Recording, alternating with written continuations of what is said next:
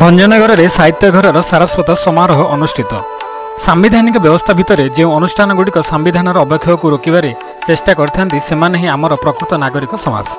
छात्र, साहित्यक, अध्यापक और गवेषक समेत विभिन्न वर्गर लोक एकाठी हेले एक उत्तम नागरिक समाज गठन संभवपर।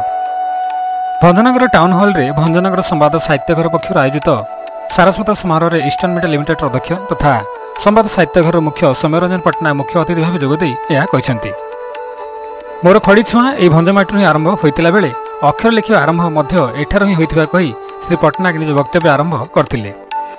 समयगत बुद्धिजीवी, साहित्यक और छात्र छात्री उद्बोधन दी से कहते समूह हित हो राजनीति और साहित्यर लक्ष्य, किंतु उभय भिन्न रास्तार।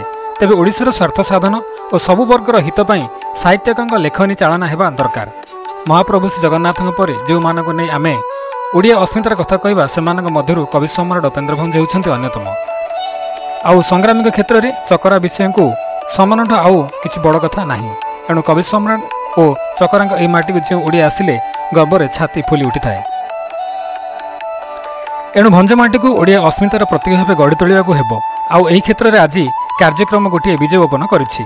दलमत निर्विशेष सबु वर्गर लोके ओडिया भाषार सुरक्षा और स्वार्थ हासिल आगे आसिले साहित्य घर गठनर परिकल्पना निश्चित भाव वास्तव रूप नेब बोली श्री पट्टनायक मतव्यक्त करने सह आम ओडिशा सामाजिक दायित्वबोधमूलक कार्यक्रम को सुदूर प्रसारी करने लगी एथिरे समस्ते सामिल होगा से आह्वान देते।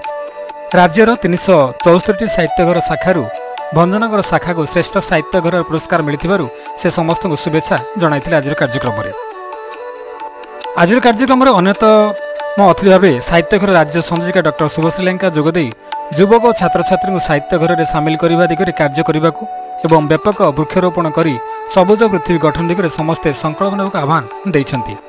अन्यतम अतिथि भाव भंजनगर नगरपाल गोपबंधु महापात्र जोगदे भाषा और साहित्यर सुरक्षा दिगरे साहित्य घर प्रयास को प्रशंसा करने सह ए क्षेत्र में भंजमाटीर साहित्यक मानक भूमिका गुरुत्वपूर्ण बोली मतव्यक्त करिसेंति। आज कार्यक्रम मुख्य अतिथि श्री सौम्यरंजन पट्टनायक को चकरांक पितल प्रतिमूर्ति और सम्मानित अतिथि डॉक्टर लेका को पितल माछ प्रदान करा जायतिला।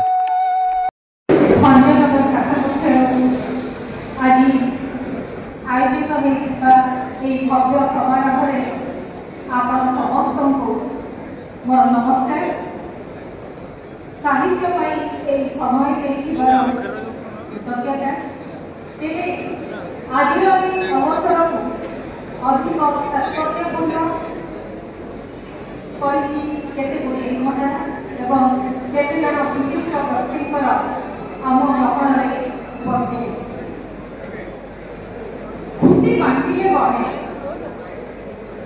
खुशी बांटिका मीठा खाइबा बाहाना तैयारी करबा होबे। हाँ बंधुगण, मीठा खाइबा खुशी बांटिबा आज ए आयोजनटी भंजनगर संवाद साहित्य तरफ आयोजित होइछि। परिवार मुख्य श्रीयुक्त सौम्यरंजन पट्टनायक अनेक समय अपन वार्षिक उत्सव को आसी आमको उत्साहित करथांती, आमको दिग्दर्शन एवं प्रेरणा देथांती। किछि दिन तले जेतेबेले वार्षिक उत्सव होला सेतेबेले कौन कारणरू से उपस्थित होई पारि नथिले, किंतु समवेत सम्मानित दर्शक बंधु, आम ओडिशा साहित्य, संस्कृति, भाषा, परंपरा और पारंपरिक विभिन्न पूजा पर्वपर्वाणी को आम यही खबर टुटे भंजनगर यूट्यूब चैनल माध्यम सठिक भाव में लोकलोचन आने को प्रयास करुछु। से निवेदन है कि यही खबर टुटे भंजनगर चैनल को शीघ्र सब्सक्राइब करनियंतु। आज यही कार्यक्रम में साहित्य घर सांस्कृतिक संपादक अशोक कुमार स्वाई प्रारंभिक संगीत गान और मोनालिसा सावत नृत्य परिवेषण करथिले। उपदेष्टा जगबंधु जेना वेदपाठ, सदस्या सुजाता सिंह अतिथि परिचय प्रदान और प्रभात मंजरी बेहरा स्वागत भाषण प्रदान करथिले। एही अवसर में सारस्वत साधक, विभिन्न संगठन कर्मकर्ता और कीर्ति छात्र छात्री को संबर्धित करा जायतिला।